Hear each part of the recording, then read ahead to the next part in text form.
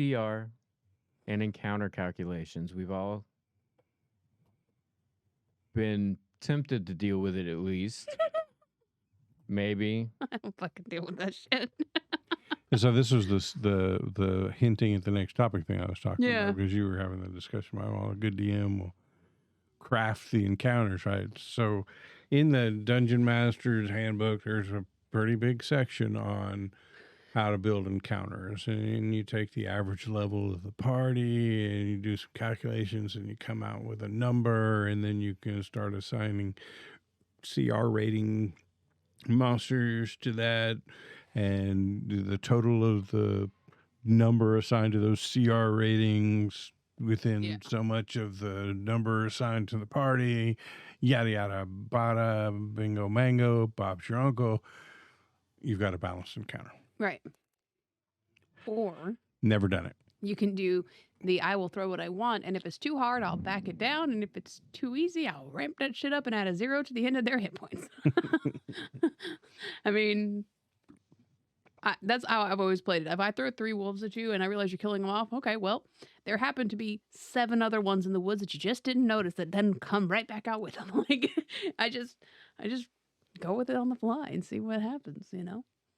That can be part of it, but there is a place for CR. I think it's probably underutilized at times, and at other times overutilized, and sometimes grossly misused. Yeah, it can be. Because, again, like when you have that calculation of player level and it's not taking, there's no at a point here if they have a +1 sword, or at a point here if they have access to more than 3 kinds of damage, and if the CR level of that monster is related to, well, it's a werewolf, it's resistant to every kind of damage except for magic damage or silvered weapons, that significantly chops off that CR rating.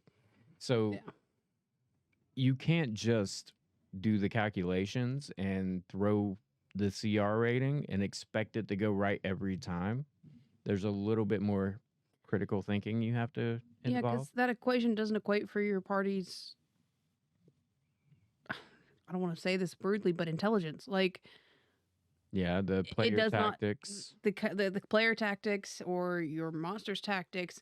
And if your party is going to start, you know, I don't care how far it is, I cast fireball bullshit. Like, you can't equate for that in that. So you have to still, even if you perfectly map out your CR ratings, you still have to adjust on the fly. Like, if they're just not getting combat down packed, they're just struggling with this encounter, they're not using the terrain, they're not using their abilities or whatever, they're just hacking and hoping for the best, like, you're either going to kill them or you're going to have to back it off. Like, you have to be able to make that judgment call. Have you ever done CR rating? Like, used it? Yes. That sounded very iffy. Just weird. So when we played Salt Marsh, our first 5e campaign, right? Yeah. In each of the chapters of that module, it'll say, okay, this one is for characters that are our first level, and then the next one will say this one is for 3rd level characters, this one's for 5th level characters, whatnot. So there's an assumption that the encounters in each of those are appropriate to the level, you know, and they'll say, 4 to 6 characters of 1st level. And I noticed playing that there were times when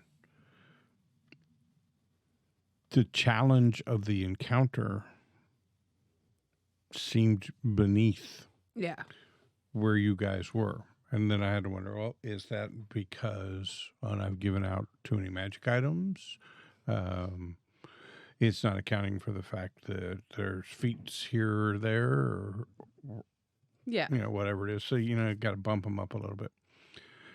But for the first, I don't know, 80% of Salt Marsh that we played, we were using experience points instead of milestones for leveling up. Right. Because experience points It's all we were ever used to. Brought it from 3.5, and this is what we're going to do. Trying to get you guys ready and at a level high enough for the next module became something I had to actively manage. Yeah. Right. You got to be 5th level going into this module, and the next module assumes you're 7th level.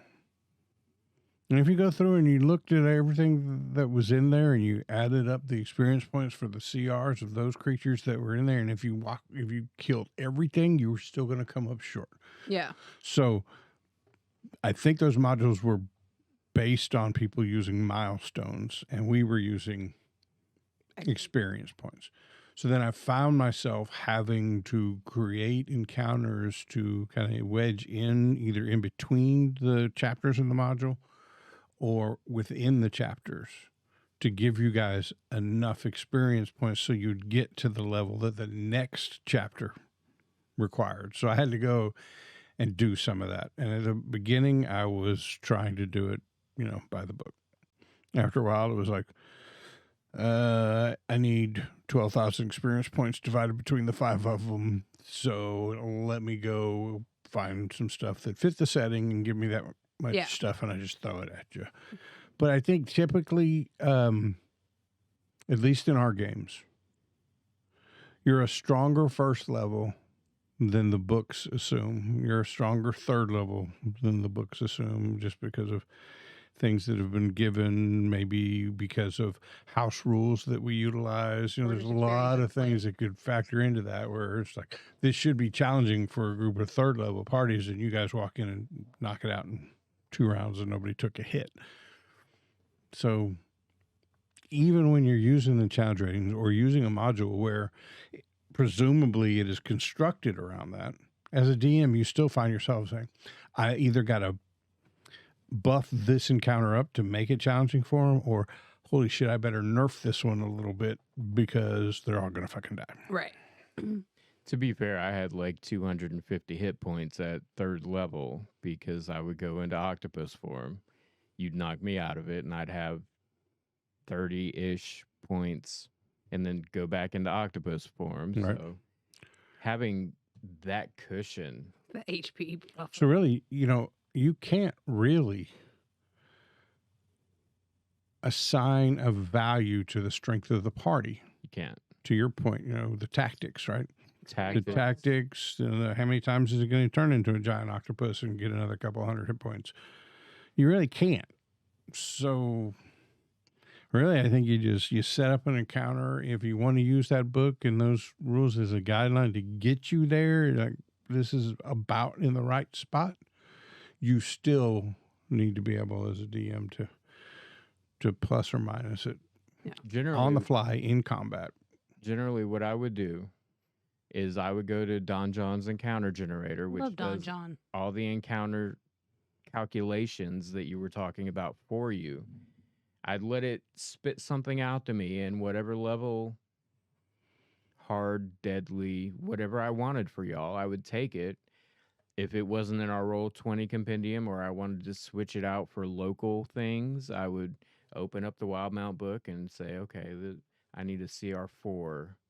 And that way, too, you can look at, is this a CR4 because it has big resistances or because it can kill your players in one hit? Right.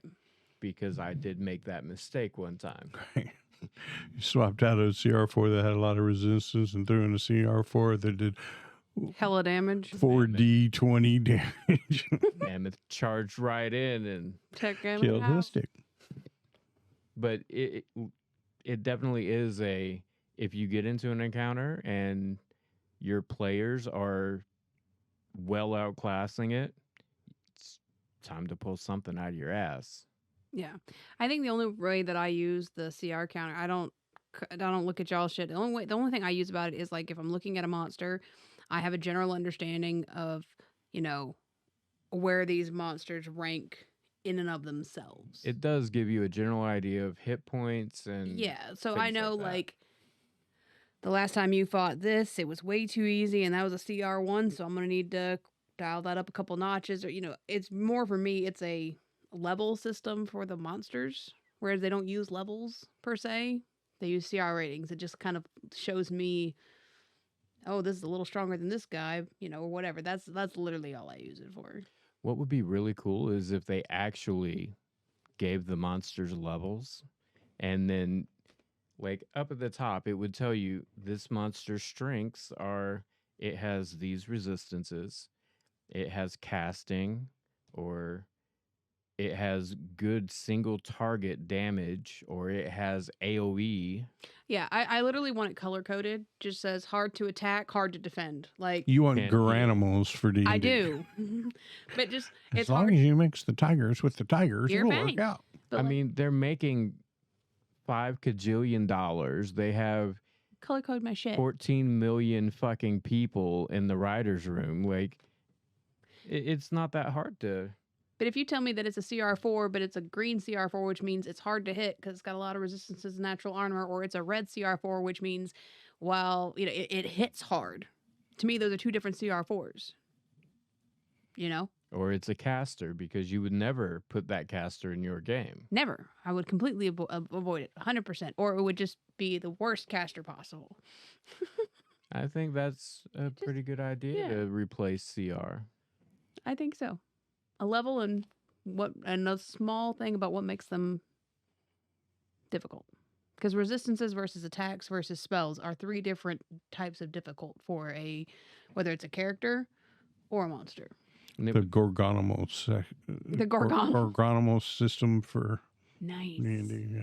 And it would take a little bit of the prep work off of the DM. You could immediately go to the blue section because you want this archetype of monster. I want it to be hard to hit, but not particularly difficult, but just long lasting. Hey, you can have quick table references like you want a hard encounter for a party average level 4. Choose 2 greens, 1 yellow, and 1 red monster. Yeah. It's already hard enough, like for a druid, finding a list of just beasts God, that's always a that's nightmare. not Every game you in play. the Druid. internet. Every game you play.